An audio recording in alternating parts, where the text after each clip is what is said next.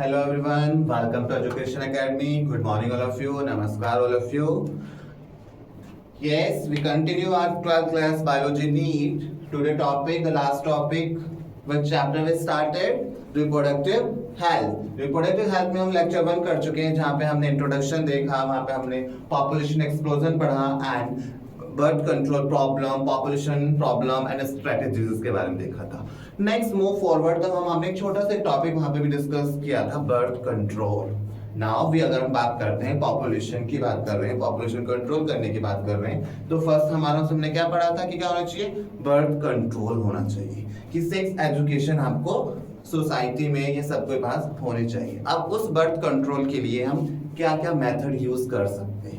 There are different and various methods in market, which are different medicines, non-medicines method, which are used in today's to control birth and to control population and birth control.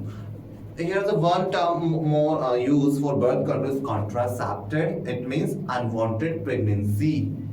If the society, if the people get the knowledge about education, about sex education, how to be prevent unwanted pregnancy, किस तरह से हम कर सकते हैं, और उनके पास knowledge education होगी तो यूज डिफरेंट मेथड कर सकते हैं.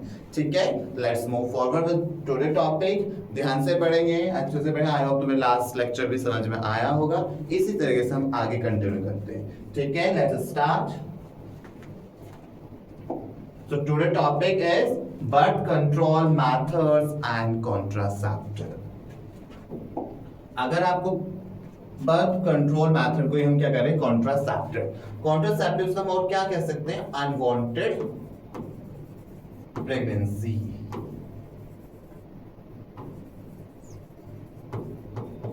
Unwanted pregnancies. ठीक है, अब हम बात कर रहे हैं कि हम कॉन्ट्रासेप्टिव हम मेथड यूज कर रहे हैं, उस कॉन्ट्रासेप्टिव की या उस मेथड की क्या क्या प्रॉपर्टी होनी चाहिए. हमने बात करी कि भाई हमें मेथड यूज करने हैं, कॉन्ट्रासेप्टिव यूज कर रहे हैं बर्थ कंट्रोल के लिए. अब उसकी क्या था? अब मार्केट में कोई चीज होती है, अगर हम कोई कंपनी ब्रांड की बात करें, उसकी क्या कैरेक्टरिस्टिक्स है, क्या उसमें खासियत है? Same here. तो एक कॉन्ट्रासेप्टिव की हम बात करें, गुड कॉन्ट्रासेप्टिव कौन सा होगा? There are different methods, there are different variety. हम बात करते हैं तो उसमें तो उनकी कैरेक्टरिस्टिक्स देखेंगे ना, कौन सबसे बेस्ट होता है. तो कुछ कैरेक्टरिस्टिक्स होती है हमारी कॉन्ट्रासेप्टिव की, जो कि आपको शो हो रही. Use friendly, absence of side effects, reversible and effective. Now the use friendly and eco friendly, we can say that एक तो डिकम्पोजेबल हो. अगर हम इको फ्रेंडली की बात कर रहे हैं, here use friendly, user friendly, हम just talking about eco friendly की बात करें तो डिकम्पोजेबल हो.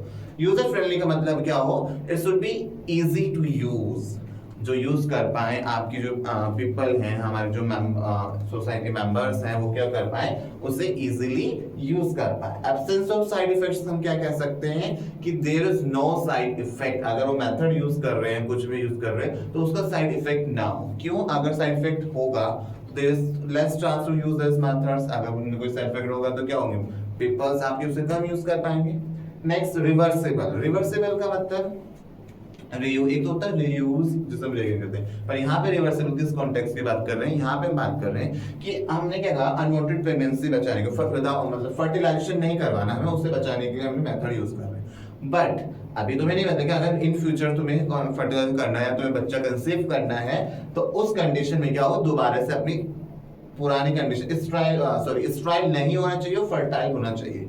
स्ट्राइल और फर्टाइल हम पहले भी क्लियर कर चुके हैं. फर्टाइल क्या होता है? Which can reproduce, स्ट्राइल which can not reproduce, जिसमें आपकी मेंस्ट्रुअल साइकिल में आपके ओवम फॉर्मेशन, फर्टिलाइजेशन नहीं होता. लेकिन अगर हम मेथड यूज कर रहे हैं तो इसका मतलब ये नहीं कि अगर आपने मेथड यूज किया तो उसके बाद आप कभी भी बच्चा कंसीव नहीं कर सकते, फर्टिलाइजेशन नहीं कर सकते. ऐसा नहीं होना चाहिए. अगर आप इन फ्यूचर अगर चाहते हैं दोबारा से फर्टाइल कंडीशन होनी चाहिए. Next, effective. नाउ इफेक्टिव की बात करें, भाई आप कुछ भी चीज यूज कर रहे हो, कुछ भी आप खा रहे हो, तो उसका आपकी बॉडी में इफेक्ट होना चाहिए, देखना चाहिए. आप क्या कर रहे हो? आप यूज कर रहे हैं बर्थ कंट्रोल मेथड के लिए यूज कर रहे हैं, आप अनवांटेड प्रेगनेंसी के लिए यूज कर रहे हैं, आप मेथड यूज कर रहे हैं, लेकिन आपको क्या हुआ? आपको अनवांटेड प्रेगनेंसी रुकी नहीं, आपकी प्रेगनेंसी हुई. फर्दर तो कुछ फायदा हुआ इन सबका? कुछ फायदा नहीं होगा. तो वो क्या होना चाहिए? आपकी मेथड आपको क्या होना चाहिए? इफेक्टिव भी होना चाहिए. तो हम क्या कह सकते हैं यूजर फ्रेंडली में? It should, wait a second,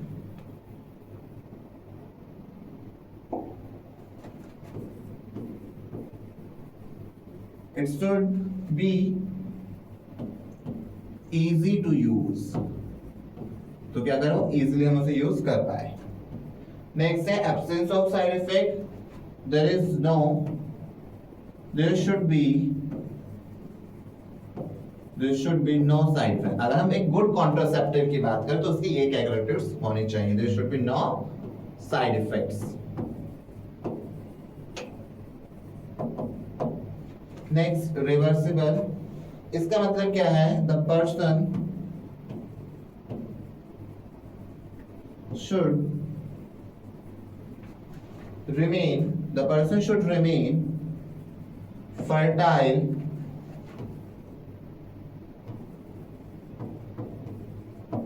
after discontinuing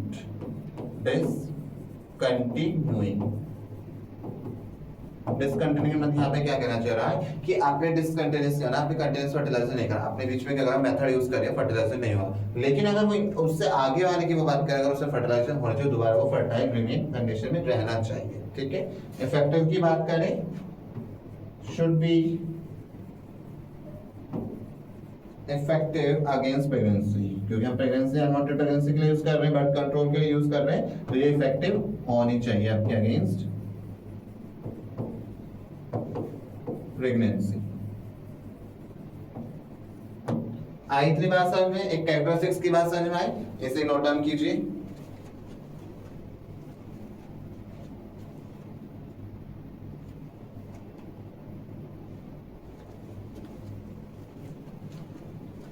yes,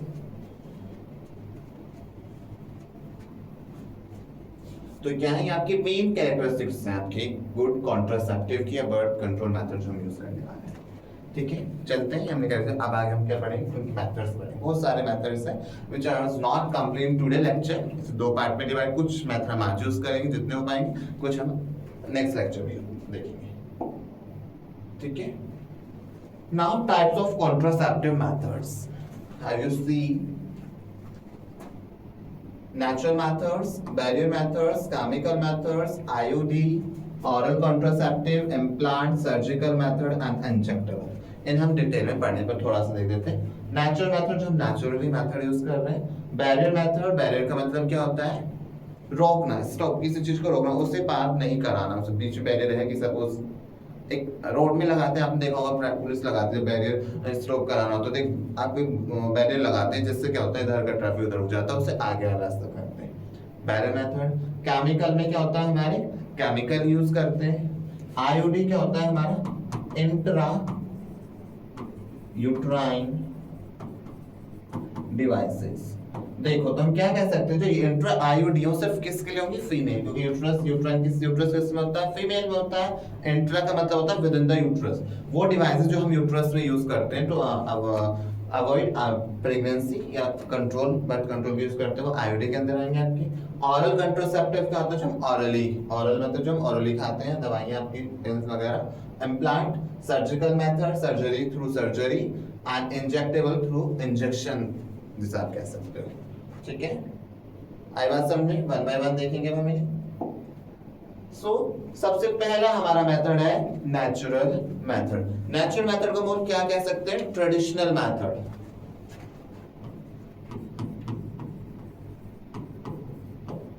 What we call natural method, traditional method। और क्या कैरेक्टरिस्टिक्स होती है नेचुरल मेथड की, आप क्या हो सकते हैं आपकी, no devices are used, no devices use method। इसे हम और क्या कह सकते हैं, वो मेथड जिसमें हम कोई डिवाइस, अलग से कोई डिवाइस यूज नहीं करते हैं। इसे क्या कह सकते हो, इसमें लीस्ट साइड इफेक्ट, इसके जो साइड इफेक्ट है बहुत कम होंगे, बट इससे कंडीशन क्या होगी, ये क्या होगा, लीस्ट रिलायबल होगा, लीस्ट रिलायबल, क्योंकि एक चांस है, ये किस चांस से बेस्ड है कि आपके वो चांस है तो हो गया, हो भी सकता है नहीं हो, तो मतलब लीस्ट रिलायबल का मतलब यहाँ पे ये है कि जो फर्टिलाइजेशन फेलियर की जो चांसेस है वो बहुत कम होते हैं।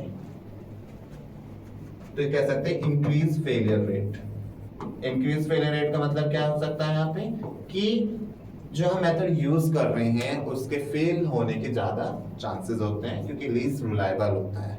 इनएक्चुअल मेथड चांस पे बेस्ड है। ये आपका परमानेंट कह सकते हैं, परमानेंट एक तरह का मेथड नहीं होता, but we use as a क्योंकि ट्रेडिशनल मेथड तो हम इसे यूज करते हैं एज अ नेचुरल मेथड। तो ये तीन तरह का होता है, periodic, abstinence, withdrawal, coitus, interrupt and lactational एम्निया।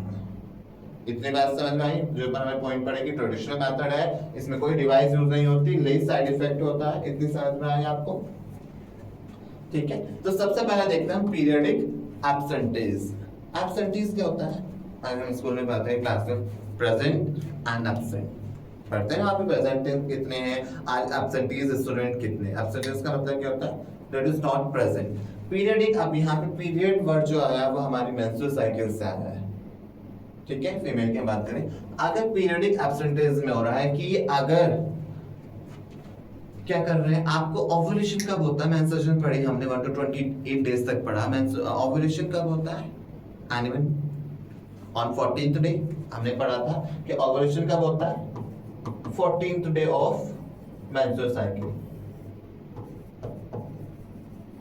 पढ़ा है हमने। अब क्या होगा, आपको मैंने जब उस चैप्टर पढ़ा था वहां पे पढ़ा था कि चांसेस 3 से 4 दिन वो रहने के होते हैं। अगर उस टाइम पीरियड में स्पर्म आ जाता है तो आपका क्या होगा, फर्टिलाइजेशन के चांसेस ज्यादा होते हैं। इस टाइम हमारे हायर रेट होता है। तो अगर हम बात करें 14th डे ओव्यूलेशन होता है, लेकिन ओव्यूलेशन से कुछ दिन पहले और कुछ दिन बाद ज्यादा चांसेस होते हैं। कितना टाइम पीरियड होता है वो? 10 मंथ की 10th डे नहीं, मेंस्ट्रुअल साइकिल का 10th डे से लेके 17th डे की अगर हम बात करें तो ज्यादा रेट टाइम होता है, फर्टिलाइजेशन के होने के ज्यादा चांसेस होते हैं इस टाइम पीरियड में। अगर इस टाइम पीरियड में कोइटस ना हो, जो कपल है वो मेटिंग ना करे, तो हमारे चांसेस क्या हैं, प्रेगनेंसी तो कंट्रोल है, बर्थ कंट्रोल के होते, फर्टिलाइजेशन होने के चांसेस कम होते हैं, ठीक है, अगर वो इस तरह से ना करे। तो यदि और तरह का चांस होता है, क्योंकि समटाइम्स क्या होता है फीमेल में ऊपर नीचे भी आपका हार्मोनल डिस्बैलेंस होते हैं। कभी आपका 9th डे में भी स्टार्ट होने लग जाता है, कभी आपका हो सकता है 18th डे भी वो हो जाए और हम हो रहे हैं, और वो अगर 18th डे आपको मिल गया स्पर्म और कंफ्यूज हो सकता, फर्टिलाइजेशन उनके चांसेस तब भी हो सकते हैं। तो ये सिर्फ क्या एक चांस है। तो हम इसे क्या कह सकते हैं, एब्सेंटीज को हम और क्या कह सकते हैं, नॉट प्रैक्टिसिंग, ठीक है। अब हमने बात करा कि ऐसे 10 से 17th डे से हम और क्या कहते हैं, फर्टाइल पीरियड भी कहते हैं। जो हमारा मेंस्ट्रुअल साइकिल का वो होता है हमारा 10th डे से 17th डे तक मेंस्ट्रुअल से हम क्या कहते हैं, फर्टाइल पीरियड। इस टाइम फर्टिलाइजेशन होने के चांसेस ज्यादा होते हैं। अगर इस टाइम आपकी मेटिंग ना हो तो फर्टिलाइजेशन क्या होगा, कम होता है आपका। तो इसे हम कह सकते हैं नो सेक्सुअल इंटरकॉर्स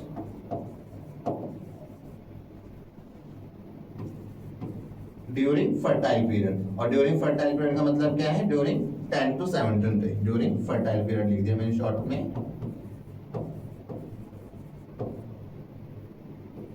इसे आप और क्या लिख सकते हो, there is no sexual intercourse during 10th to 17th day of menstrual cycle. वही बात है कि अगर फर्टाइल पीरियड के टाइम अगर सेक्सुअल इंटरकोर्स ना हो तो चांसेस क्या है, हमारे फर्टिलाइजेशन के चांसेस कम होते हैं कि प्रेगनेंसी को कन्वर्ट नहीं होगा। प्रेगनेंसी का मतलब फर्टिलाइजेशन होगा, ठीक है। आई थी बात समझ में आपको? पीरियडिक एब्सेंटेंस आया। नेक्स्ट है, जैसे मैंने इसमें समझाया, बट मैं पहले कितनी बार टर्म लास्ट लेक्चर्स में मोस्टली हर लेक्चर में मैंने बोला कि टर्म से हमें समझना होता है उसका मतलब क्या होने वाला है। नेक्स्ट है विड्रॉल, कोइटस, इंटरप्ट। अगर विड्रॉल की मतलब होता है निकालना, कोइटस दूसरा टर्म क्या होता है, मेटिंग के लिए।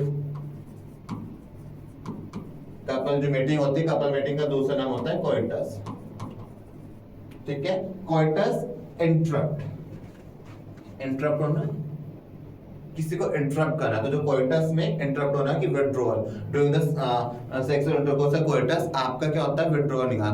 मतलब इसमें क्या है कि जो मेल पार्टनर है वो क्या करता है, आपका पेनिस रिमूव कर लेता है बिफोर द इजैकुलेशन। उसमें इजैकुलेशन क्या होता है, जो सीमेन इजैकुलेट होना उससे पहले ही बॉडी में, फीमेल की बॉडी के अंदर इजैकुलेट ना होकर बाहर उसे रिमूव कर लेता है, जिससे स्पर्म और ओवम का फ्यूजन होने के चांसेस कम होते हैं। तो आप इसमें क्या लिख सकते हो, इसे और क्या कहते हैं, pre seminal fluid. Pre seminal fluid जो होता है वो पेरी या प्री सेमिनल फ्लूइड वो बाहर आ जाता है आपका, क्योंकि उसमें भी क्या है आपके चांसेस होते हैं कि उसमें भी कुछ स्पर्म हो आपके। और स्पर्म और सीमेन में डिफरेंस समझ में आ गया आपको? ठीक है, तो इसमें लिख सकते हैं male partner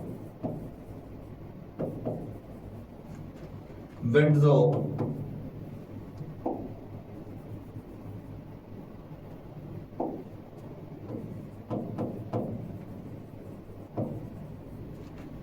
his penis from where? From the vagina. From the vagina before ejaculation. Ejaculation वहां पे पढ़ा था। ejaculation क्या होता है? Release of sperm. स्पर्म को जो रिलीज होना हम क्या बोलते हैं? इजैकुलेशन बोलते हैं। तो इसमें क्या होता है, जो मेल पार्टनर पेनिस को पहले ही निकाल लेता है इजैकुलेशन से पहले, तो वो किसमें होता है? हमारा विड्रॉल कोइटस इंटरप्ट। नेक्स्ट है लैक्टेशनल अमेरा। लैक्टेशन जो पढ़े थे पार्शियल लैक्टेशन समझोगे। मेनोरा या मेंसेस से रिलेटेड करता है, और ए फॉर एब्सेंट। मेनोरा इसे हम क्या कहते हैं? मेंस्ट्रुअल साइकिल, और ए फॉर होता है absent. It means no menstrual cycle, menstrual cycle नहीं होगी, नो मेंस्ट्रुअल साइकिल। अब होता क्या है इसमें ध्यान से सुनेंगे आप। हम क्या कह रहे हैं? पार्चुरेशन लैक्टेशन पढ़ा हमने। लैक्टेशन होता है जो पीरियड होता है जिसमें फीडिंग होती है बेबी की, उसमें अराउंड 6 मंथ आफ्टर पार्चुरेशन हम बात डिलीवरी, अराउंड 6 मंथ लैक्टेशन का जो लेवल है वो ज्यादा होता है। अब जब लैक्टेशन लेवल ज्यादा होता है तो क्या करता है? प्रोलैक्टिन हमने पढ़ा था, पीछे भी केस में पढ़ा था हमने, प्रोलैक्टिन पढ़ा था वहां पे। प्रोलैक्टिन होता है, प्रोलैक्टिन ज्यादा होता है तो ये नेगेटिव फीडबैक देता है एंटीरियर पिट्यूटरी को। नेगेटिव फीडबैक देगा किसे? एंटीरियर पिट्यूटरी को। अब एंटीरियर पिट्यूटरी क्या करता है? हमारा एफएसएच और एलएच को नेगेटिव फीड जाएगा। अगर आपका एफएसएलएच नहीं होगा तो क्या होगा? There is no ovulation. Ovulation नहीं होगा ना, कि एफएसएच क्या एलएच क्या कराते हैं? ओव्यूलेशन कराते हैं, जो कि फॉलिकुलर ग्रोथ कराते हैं। लेकिन प्रोलैक्टिन ज्यादा है फीमेल की बॉडी के अंदर लैक्टेशन के टाइम अराउंड 6 मंथ तक ज्यादा होता है, उसके बाद थोड़ा कम होने लगता है। लेकिन अगर 6 मंथ की बात करें तो ये भी चांसेस है कि शायद फीमेल के हार्मोन्स हो या ना हो, ज्यादा भी ना हो कि नॉर्मल हो तो भी होने के चांसेस है, अगर ज्यादा है तो नहीं होता। तो ये आपका नेगेटिव फीड देख रहा है किसे? एंटीरियर पिट्यूटरी को, जो क्या कराता है? आपको एफएसएच और एलएच को नेगेटिव फीडबैक देता है। There is no FSH and LH. अगर वो स्टिमुलेट नहीं कर पाएंगे, फॉलिकल ग्रोथ ही नहीं होगी तो ओव्यूलेशन नहीं होगा, ओव्यूलेशन नहीं होगा देयर इज नो होगा, और फर्टिलाइजेशन के चांसेस क्या कम हो गए आपकी। आई बस समझ में आई? तो एमएनओ का ऐसा there is no menstrual cycle. ठीक है, कब? जब लैक्टेशन प्रोलैक्टिन फीमेल की बॉडी में ज्यादा होता है, और ये कब होता है? Around 6 month. अगर हम बात करें अराउंड 6 मंथ ज्यादा चांसेस होते हैं इसके, ज्यादा होता है अराउंड 6 मंथ आफ्टर पार्चुरेशन भी कह सकते हैं आप। ठीक है, आई थी बात समझ में? नेचुरल मेथड आपको आए? कोई प्रॉब्लम है इसमें? आपको सब क्लियर है?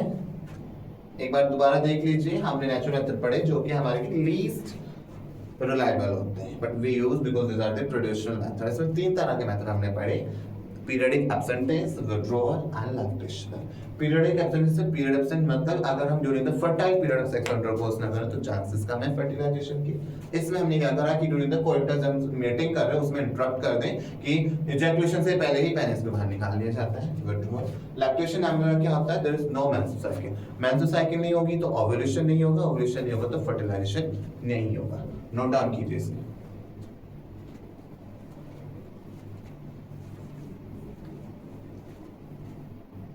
कोइटस समझना है, कोइटस को ही क्या कहते हैं? मेटिंग कहते हैं। सेक्सुअल इंटरकोर्स आ जाता है, आपका मेटिंग आता है, कोइटस मतलब एक ही है। ठीक है,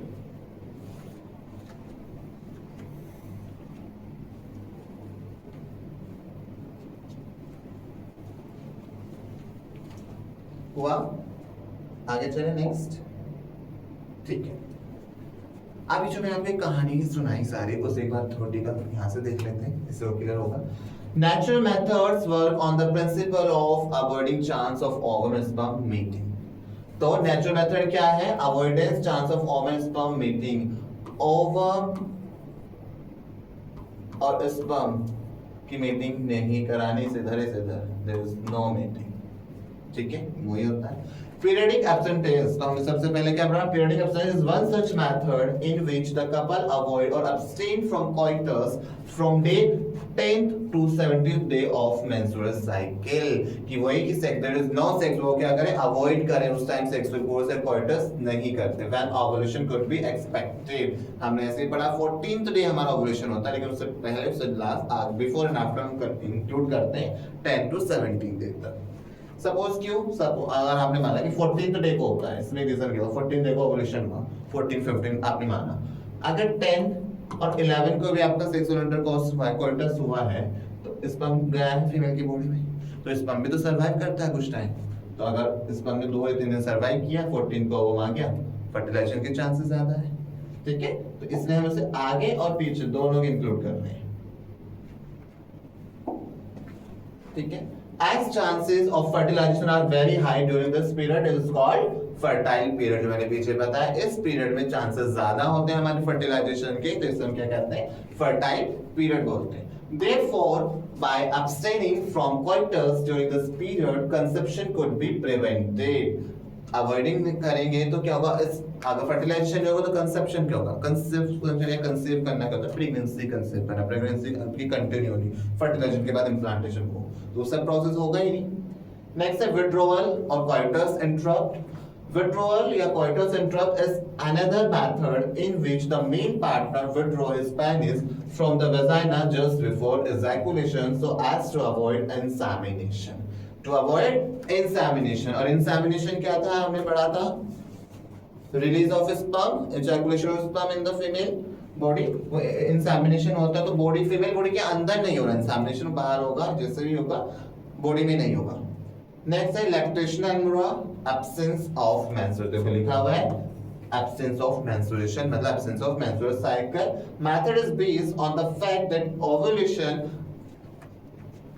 ovulation and therefore the cycle do not occur, menstrual cycle do not occur during the period of intense lactation। क्या है वहां पे आपका? intense lactation होता है after following parturition के बाद, lactation वाला पढ़ा था हमने, तो lactation में क्या होता है? वहां पे जो हार्मोन क्या होगा? ज्यादा होता है।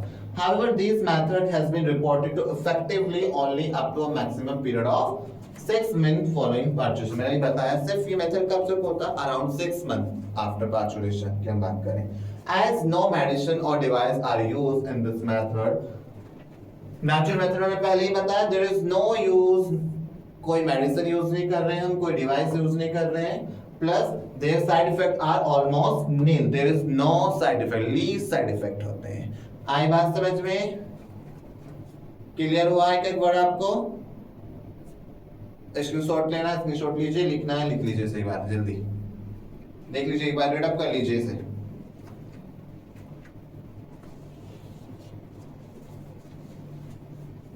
रीड कीजिए भाई जल्दी से।